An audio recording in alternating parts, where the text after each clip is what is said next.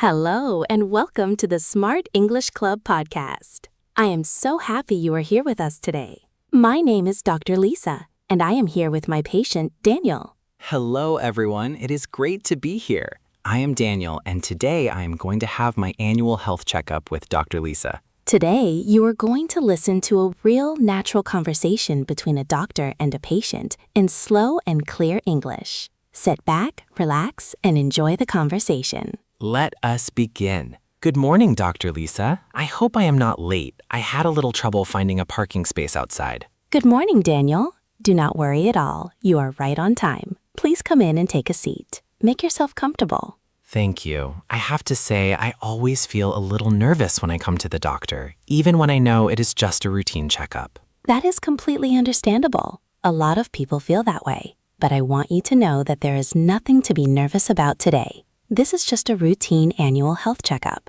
We are going to go through a few simple checks and have a good conversation about your health. That is all. That is reassuring to hear. I think the nervousness comes from not knowing what to expect. Even though I know it is routine, my mind always imagines the worst. I completely understand that. It's very human to feel that way. But I promise you, by the end of our appointment today, you are going to feel much more confident and informed about your health. Knowledge is always better than worry. You are right. I think that is exactly why I am here. I want to know how I am doing. I want to understand my health better. And that is exactly the right attitude. The fact that you come for your annual checkup every year shows that you take your health seriously. A lot of people avoid coming to the doctor until something goes wrong.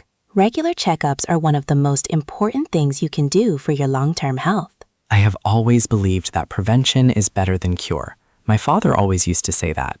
He was very disciplined about his health, and I try to follow his example. Your father sounds like a very wise man, and you are following his example well. Okay, Daniel, let's get started. First, let me just confirm a few basic details. You are 32 years old, is that correct? Yes, that is correct. I turned 32 last month, actually. Happy belated birthday. And you are currently working as a software engineer, is that right? Yes, I have been working in software engineering for about 7 years now.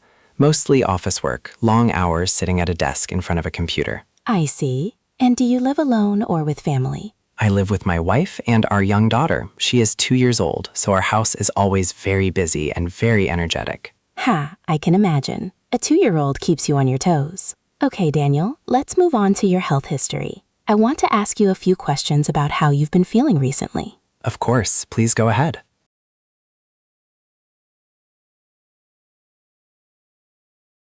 So, Daniel, overall, how have you been feeling over the past few months? Any concerns or symptoms that have been bothering you? Overall, I feel okay, but I have to be honest.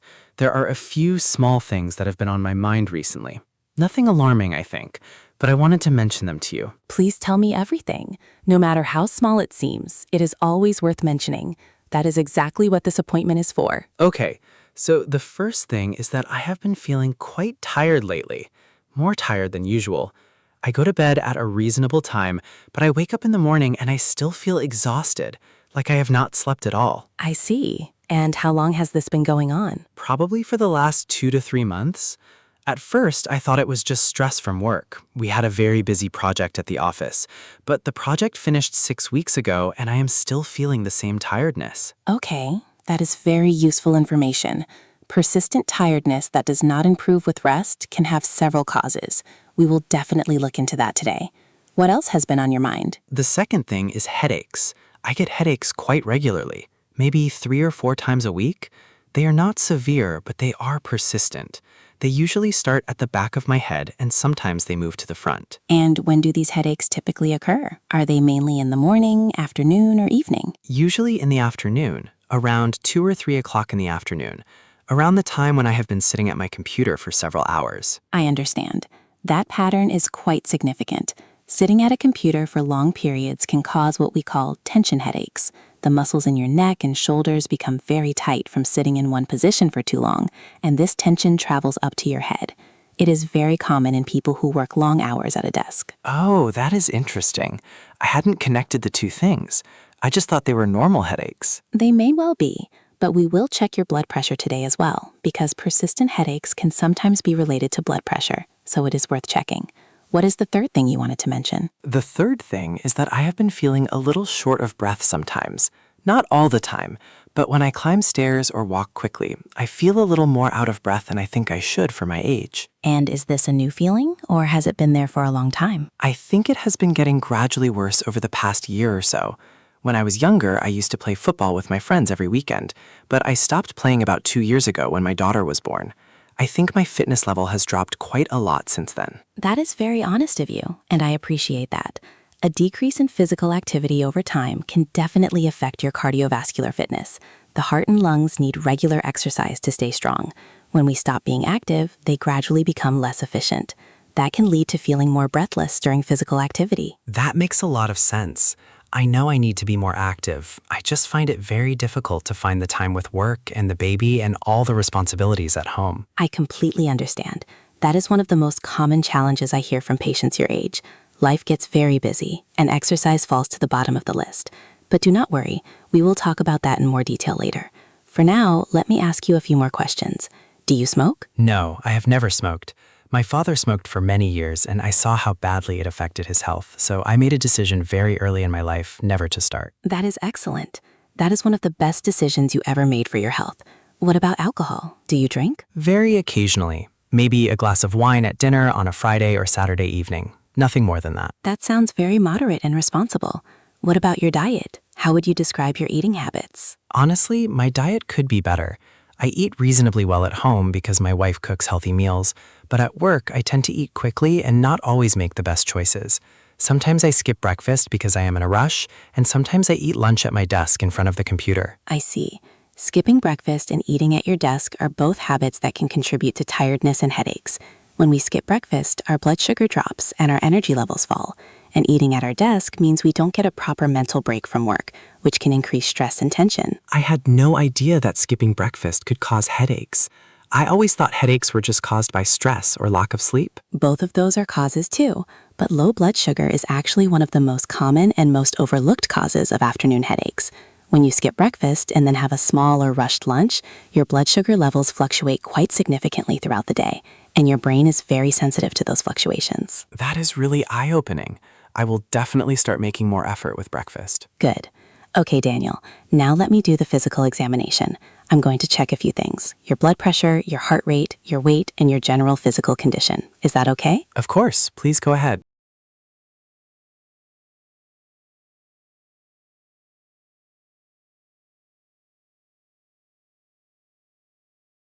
Okay.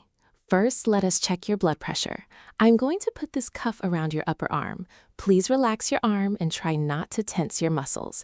Just breathe normally. Okay, I will try to relax. Like I said, I always get a little tense at the doctor. That is okay. Just take a few slow, deep breaths. In through your nose and out through your mouth. That is it. Very good. Is it going to hurt at all? Not at all. You'll feel the cuff tighten around your arm for about 30 seconds, and then it will release. It is completely painless. There we go. Just relax. Okay, that feels a little tight, but it is fine. Good. Just a few more seconds. And there we go. All done. Your blood pressure is 128/82. Is that a good number? I honestly do not know what blood pressure numbers mean. That is a very good question. Normal blood pressure is considered to be around 120/80. Your reading of 128/82 is slightly above the ideal range, but it is not in the high blood pressure category. It is what we call borderline or pre-hypertension. It means we need to keep an eye on it, but it is not a cause for alarm right now. That is a relief. What causes blood pressure to be slightly elevated like mine? Several things can contribute. Stress is a very common factor. A diet that is high in salt can raise blood pressure. Lack of exercise is another factor. And genetics can also play a role. Does anyone in your family have high blood pressure? Yes, actually. My father was diagnosed with high blood pressure in his late 30s. His doctor put him on medication for it. That is important information. A family history of high blood pressure does increase your risk, but the good news is that lifestyle changes can make a very significant difference. Things like reducing salt in your diet, exercising regularly, managing stress, and maintaining a healthy weight can all help bring your blood pressure down to a more ideal level. That is good to know. I will definitely make some changes. What is next? Next, I'm going to listen to your heart and your lungs with my stethoscope. Please sit up straight and breathe normally. I'm going to place this on your chest. You will feel it is a little cold. I apologize for that. That is okay. Yes, it is quite cold. I know. I always apologize for that. Just breathe normally for me, please. In and out. Good. Now I'm going to ask you to take a few deep breaths. In through your nose as deeply as you can, and out through your mouth slowly. Like this? Perfect. Very good. One more time. In deeply and out slowly. Excellent. Thank you. Now let me listen to your heart. Please breathe normally again. Is everything okay? Your heart sounds very good. A clear and strong heartbeat. No irregular rhythms. Your lungs also sound clear. No unusual sounds at all. That is all very reassuring. Oh, that is such a relief to hear. I was a little worried about the shortness of breath I mentioned. The shortness of breath you are experiencing is most likely related to your decreased fitness level rather than any problem with your heart or lungs, both of which sound very healthy. Now, let me check your weight and height so we can calculate your body mass index. Ah, the BMI. I have heard of that. I am a little nervous about this one, to be honest. I think I have put on a few kilograms since my daughter was born. Please do not worry. The BMI is just a useful tool to give us a general picture of your health. It is not a judgment. Please step on the scale for me. Okay, here we go. Your weight is 83 kilograms, and your height is 178 centimeters. Let me calculate your BMI. Your BMI is 26.2. Is that good or bad? A BMI between 18.5 and 24.9 is considered normal. A BMI between 25 and 29.9 is considered overweight. Your BMI of 26.2 puts you in the slightly overweight category, but it is very close to the normal range. It is not a serious concern, but it does suggest that losing a few kilograms would be beneficial for your overall health and would also help with your blood pressure and your energy levels. I thought as much. I used to be much more active. I think the combination of less exercise and perhaps eating a little more since the baby arrived has contributed to the weight gain. That is a very common pattern for new parents. Life changes dramatically when a baby arrives, and it is very easy for healthy habits to slip. But the positive thing is that you are aware of it and you are here taking steps to address it. That is the most important thing. Thank you for saying that. I do feel a little guilty about letting my health slip. But you are right, I'm here now, and I want to make changes. And that is all that matters. Okay, Daniel, now let us talk about some of your specific questions and concerns. You mentioned you had some things you wanted to ask me about. Yes, I have quite a few questions actually. I hope that's okay. Of course. That is exactly what I'm here for. Please ask me everything you want to know. Okay, my first question is about sleep. I mentioned earlier that I feel very tired even after sleeping. I go to bed at around 10:30 or 11 o'clock, and I wake up at 6:30 for work. So I'm getting about 7 to 7.5 hours of sleep. That should be enough, right? So why am I still so tired? 7 to 7.5 hours is within the recommended range for adults, so the quantity of your sleep sounds adequate. But tiredness despite adequate sleep is often related to the quality of sleep rather than the quantity. In other words, it is not just about how many hours you sleep, it is about how well you sleep during those hours. What do you mean by the quality of sleep? When we sleep, our bodies go through several cycles of light sleep and deep sleep. Deep sleep is the most restorative part of sleep. It is when our bodies repair themselves, our brains process the day's information, and our energy is restored. If something is interrupting your deep sleep cycles, you can sleep for 8 hours and still wake up feeling exhausted. What kinds of things can interrupt deep sleep? Several things. Stress is one of the most common causes. When we are stressed, our minds remain partially active during sleep. We may not fully wake up, but we do not reach the deep sleep stage as easily. Another common cause is screen time before bed. Looking at phones or computers late at night exposes our brains to blue light, which suppresses melatonin. Melatonin is the hormone that helps us fall into deep sleep. I have to admit I am guilty of that. I usually check my phone for about 30 minutes before I go to sleep, and sometimes I watch something on my laptop in bed. That is very likely contributing to your tiredness. The blue light from screens tells your brain that it is still daytime, so your brain does not fully prepare for deep sleep.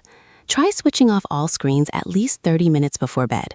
Instead, read a book, do some gentle stretching, or just have a quiet conversation with your wife.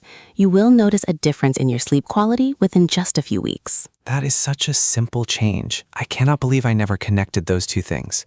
My second question is about stress. How do I know if I am experiencing too much stress, and how does stress affect the body physically? That is a very important question. Stress affects the body in much more ways than most people realize. When we are stressed, our bodies release a hormone called cortisol. In small amounts, cortisol is actually helpful. It gives us energy and focus when we need it. But when we are chronically stressed, meaning stressed for a long period of time, our cortisol levels stay elevated, and that can cause a wide range of physical symptoms. Like what kinds of symptoms? Tiredness is one of the most common. Headaches are another very common symptom of chronic stress. Muscle tension, especially in the neck and shoulders. Digestive problems like stomach aches or irritable bowel. Difficulty sleeping. Weakened immune system, meaning you get sick more often. High blood pressure. Even skin problems like eczema can be worsened by stress. Wow, I had no idea that stress could cause so many physical problems. I knew it was bad for mental health, but I didn't realize how much it affected the body. The mind and the body are much more connected than most people realize. What happens in the mind always has an effect on the body, and what happens in the body always has an effect on the mind. They are not separate systems. They work together constantly. That is a really profound way of looking at it. My third question is about my diet. I know I don't eat perfectly, but what are the most important dietary changes I should make to improve my energy levels and my overall health? Great question. The single most important change you can make right now is to stop skipping breakfast. Breakfast literally means breaking the fast. Your body has gone 8 or more hours without food while you were sleeping. It needs fuel in the morning to function properly. Without breakfast, your blood sugar drops, your concentration suffers, and your energy levels stay low all morning. What's a good breakfast? I always thought cereal was a healthy breakfast. Some cereals are healthy, but many commercial cereals are very high in sugar. A much better breakfast would be something like eggs with whole grain toast, or oatmeal with some fruit and nuts, or a smoothie made with fruit, yogurt, and some seeds. The key is to have a combination of protein, healthy fat, and complex carbohydrates. This combination keeps your blood sugar stable throughout the morning. That sounds very doable, actually. I like eggs and I like oatmeal. I just never prioritize making them in the morning because I'm usually rushing. I understand. Try preparing things the night before. You can make overnight oats the night before, and they are ready to eat the next morning without any preparation. Small changes like that can make a big difference. That is a great idea. My fourth question is about exercise. I know I need to exercise more, but I genuinely don't know where to start. I haven't exercised regularly in almost 2 years. What would you recommend for someone in my situation? The most important thing when starting to exercise after a long break is to start slowly. Many people make the mistake of trying to do too much too soon. They go from doing nothing to running 5 kilometers every day, and then their body is too sore and tired and they give up after 2 weeks. I have definitely done that before. I joined a gym once with very high ambitions and lost it about 3 weeks. That is a very common story. The key is to start with something sustainable, something you can do consistently for a long time, not something extreme that burns you out quickly. So what would you suggest for me specifically? I would suggest starting with 30 minutes of brisk walking every day. Not running, just walking at a pace that makes you slightly breathless but still able to hold a conversation. Do that every day for 4 weeks. After 4 weeks, your fitness will have improved noticeably, and you can gradually increase the intensity. 30 minutes of walking? That sounds very manageable, actually.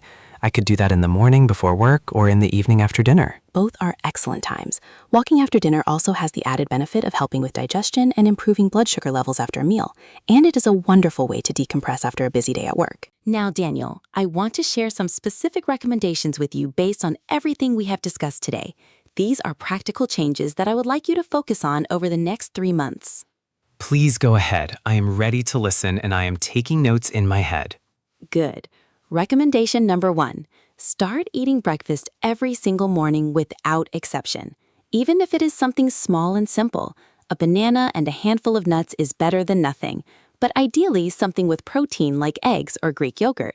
Okay, breakfast every morning. I can commit to that. Recommendation number 2, stop using your phone or laptop in bed. Switch off all screens at least 30 minutes before you go to sleep. Use that time to read, stretch, or just relax quietly. This will significantly improve your sleep quality. That one will be a little challenging because I am so used to looking at my phone before bed, but I understand why it is important and I will make the effort. It will feel strange for the first few days, but within a week, you'll start to notice that you fall asleep faster and wake up feeling more rested. Your brain will adjust very quickly once you give it the chance. That is encouraging to hear. What is recommendation number 3? Recommendation number 3, walk for 30 minutes every day. As I mentioned earlier, start with brisk walking. You do not need a gym. You do not need expensive equipment. Just good walking shoes and 30 minutes of your time. I would like you to commit to doing this at least 5 days out of 7. 5 days out of 7. Okay, I think that is realistic. I can walk in the morning on weekdays and maybe longer walks on the weekend with my wife and daughter. That sounds wonderful.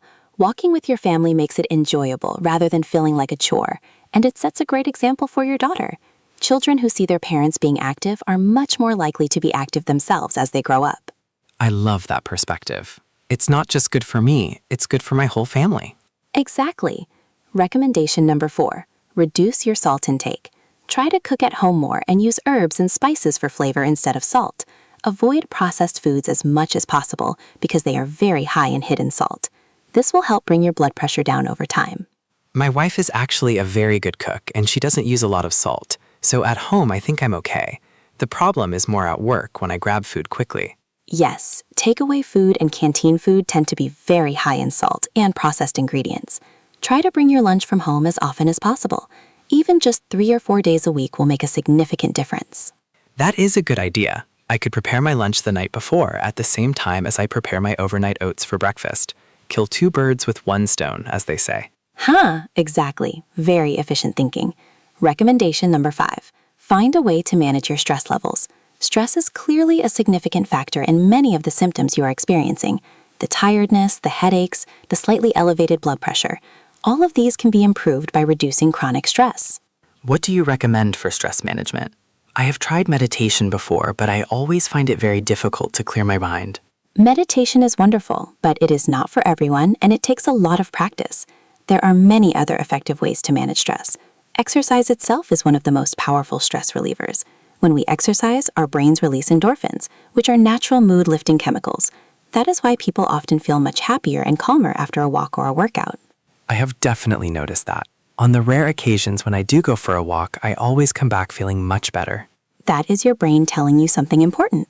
Other effective stress management techniques include spending quality time with your family, pursuing a hobby you enjoy, spending time in nature, and making sure you take proper breaks during your working day. Even a 5-minute walk outside during your lunch break can significantly reduce your stress levels. I think one of my problems is that I never fully disconnect from work. Even when I am at home, I am still checking emails and thinking about work problems. That is a very important thing to address. When we never disconnect from work, our stress response never fully switches off. Our bodies stay in a state of low-level alertness all the time. This is one of the leading causes of chronic tiredness and burnout in working adults. You need to create clear boundaries between work time and personal time. How do I do that practically? Because my job sometimes genuinely requires me to be available outside of office hours. I understand. In some jobs that is unavoidable, but try to set a specific time each evening after which you do not check work emails or messages, even if that time is 9 o'clock in the evening. Having that boundary gives your mind permission to switch off for the night. Over time, this significantly reduces stress and improves sleep. That makes a lot of sense. I think my wife will also be very happy if I am more present in the evenings instead of constantly checking my phone. I'm sure she will. Okay, Daniel, shall we talk about any supplements or blood tests that might be useful for you? Yes, please. I was actually going to ask about that. Given the symptoms you have described today, particularly the persistent tiredness and the afternoon headaches, I would like to run a few routine blood tests. These will give us a much clearer picture of what is happening inside your body. What kind of blood tests and what are they looking for? The first test is a full blood count. This checks the levels of all the different cells in your blood: red blood cells, white blood cells, and platelets. A full blood count can tell us if you are anemic, which means you have low iron levels in your blood. Anemia is actually a very common cause of persistent tiredness, especially in people who do not eat enough red meat or leafy green vegetables. I actually do not eat a lot of red meat. I prefer chicken and fish. Could that mean I am anemic? It is possible. Chicken and fish do contain some iron, but red meat is the richest source of what we call heme iron, which is the type of iron that the body absorbs most easily. If you do not eat much red meat, you can get iron from plant sources like lentils, spinach, beans, and fortified cereals. But plant-based iron is slightly harder for the body to absorb. So we'll check your iron levels in the blood test to see if that is contributing to your tiredness. I never thought about iron before. I just thought tiredness was about sleep. Iron deficiency is one of the most commonly missed causes of tiredness. It is very easy to treat once we identify it. The second blood test I want to run is a thyroid function test. The thyroid is a small gland in your neck that produces hormones that control your metabolism and your energy levels. When the thyroid is underactive, meaning it does not produce enough hormones, it can cause extreme tiredness, weight gain, feeling cold all the time, and even depression. I did not know that. Can thyroid problems develop at any age? Yes, they can. They are more common in women, but they do occur in men as well. It is worth checking given your symptoms. The third test is a vitamin D level test. Vitamin D deficiency is extremely common, especially in countries that do not get a lot of sunshine. And low vitamin D is another very well-established cause of tiredness, muscle weakness, and low mood. I have heard a lot about vitamin D recently. Is it true that most people are deficient? Studies suggest that a very significant proportion of the population in many countries has insufficient vitamin D levels. Our bodies produce vitamin D when our skin is exposed to sunlight. But in countries with limited sunshine, or for people who work indoors all day as you do, the skin does not get enough sun exposure to produce adequate vitamin D. The fourth test is a fasting blood glucose test. This checks your blood sugar levels and can tell us if you are at risk of developing diabetes. Diabetes? Is that something I should be worried about at my age? Type 2 diabetes is increasingly common in younger adults. Risk factors include being slightly overweight, having a sedentary lifestyle, a diet high in sugar and processed foods, and a family history of diabetes. You have a few of these risk factors, so it is worth checking. The good news is that even if the test shows you are at pre-diabetic levels, which means your blood sugar is slightly elevated but not yet diabetic, it is completely reversible with lifestyle changes. Pre-diabetic. That is a word I definitely do not want to hear. But I understand why it's important to check. Exactly. Early detection is always better. The blood tests are simple. You just need to come back to the clinic tomorrow morning without having eaten anything since midnight the night before. We call this fasting. The nurse will take a small sample of blood from your arm. It takes about 5 seconds, and the results will be ready within 48 hours. That is very straightforward. I can definitely do that. And what about supplements? Should I be taking any vitamins or supplements? I generally prefer to address nutritional deficiencies through diet first, but there are a couple of supplements that I would consider recommending even before we get your blood test results back. The first is a high-quality omega-3 fish oil supplement. Omega-3 fatty acids are excellent for heart health, brain function, reducing inflammation, and improving mood and energy levels. Most people do not get enough omega-3 from their diet unless they eat fatty fish like salmon or mackerel at least 3 times a week. I eat salmon maybe once a week, so probably not enough. Probably not quite enough. A daily fish oil supplement is a very safe and beneficial addition for most people. The second supplement I would suggest is magnesium. Magnesium is involved in over 300 biochemical processes in the body. It plays a crucial role in energy production, muscle function, nerve function, and sleep quality. Many people are mildly deficient in magnesium without knowing it, and a magnesium deficiency can contribute to headaches, muscle tension, tiredness, and poor sleep, all of which you are experiencing. Magnesium. I have seen that in health food shops, but I never knew what it was actually for. It is one of the most underrated supplements. A magnesium glycinate supplement taken in the evening before bed can significantly improve sleep quality and reduce the tension headaches you are experiencing. Many of my patients have reported remarkable improvements in their sleep and energy levels after starting magnesium. I'm definitely going to try that. Are there any side effects? Magnesium is generally very well tolerated. The main side effect if you take too much is loose stools, so start with a lower dose and see how your body responds. Follow the dosage instructions on the packaging. Okay, Daniel, let us talk about one final thing, your prescription and our follow-up plan. Based on everything we have discussed today, I am not going to prescribe any medication at this time. Your symptoms, while worth addressing, are all likely related to lifestyle factors rather than any underlying medical condition. The blood test will confirm that, but my strong recommendation is to focus on the lifestyle changes we discussed before considering any medication. That is very reassuring to hear. I was worried you might put me on medication for the blood pressure or the tiredness. Not at this stage. Your blood pressure is borderline, but not in the range that requires medication. With lifestyle changes, particularly regular exercise and a reduction in salt and stress, it is very likely that your blood pressure will come down to a normal level on its own within 3 to 6 months. Medication is a last resort, not a first response. I completely agree with that philosophy. I would much rather make lifestyle changes than rely on medication. And that is the right attitude. Medication treats symptoms, lifestyle changes treat the root cause. Now, I'm going to give you a written summary of everything we have discussed today. all the recommendations, the blood tests, the supplements, so you do not have to remember everything from memory. That would be incredibly helpful. I was trying to remember everything, but there has been a lot of very valuable information today. Of course, that is why I always provide a written summary. Health information is only useful if you can act on it, and you cannot act on it if you cannot remember it.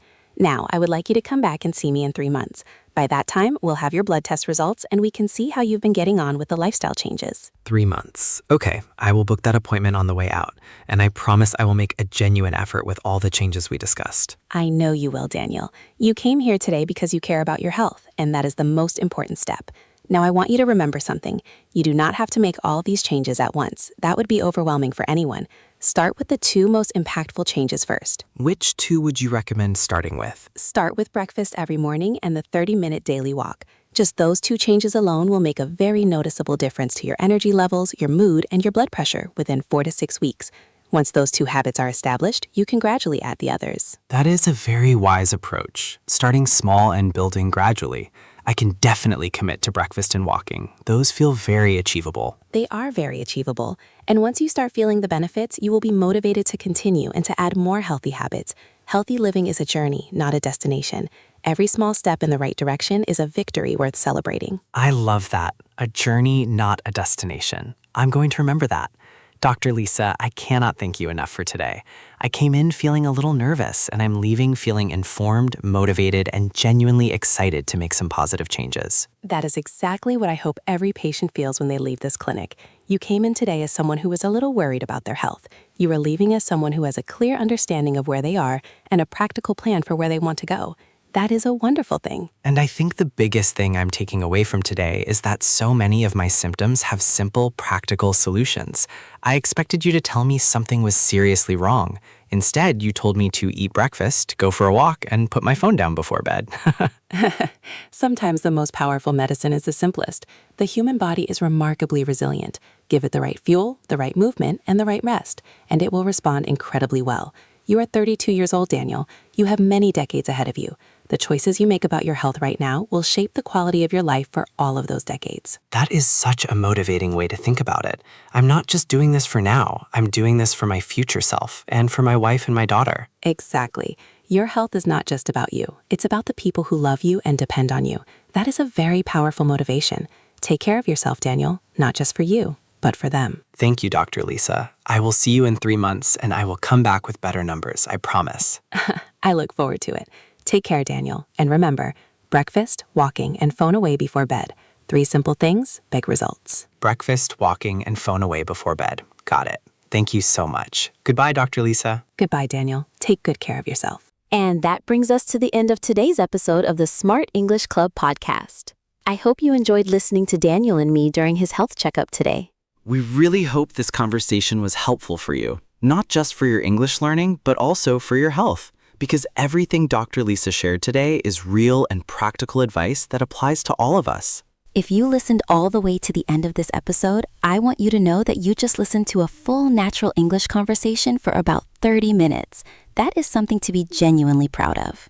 Every episode you listen to makes your English stronger. Your listening skills, your vocabulary, your confidence, all of it is growing every single time you press play.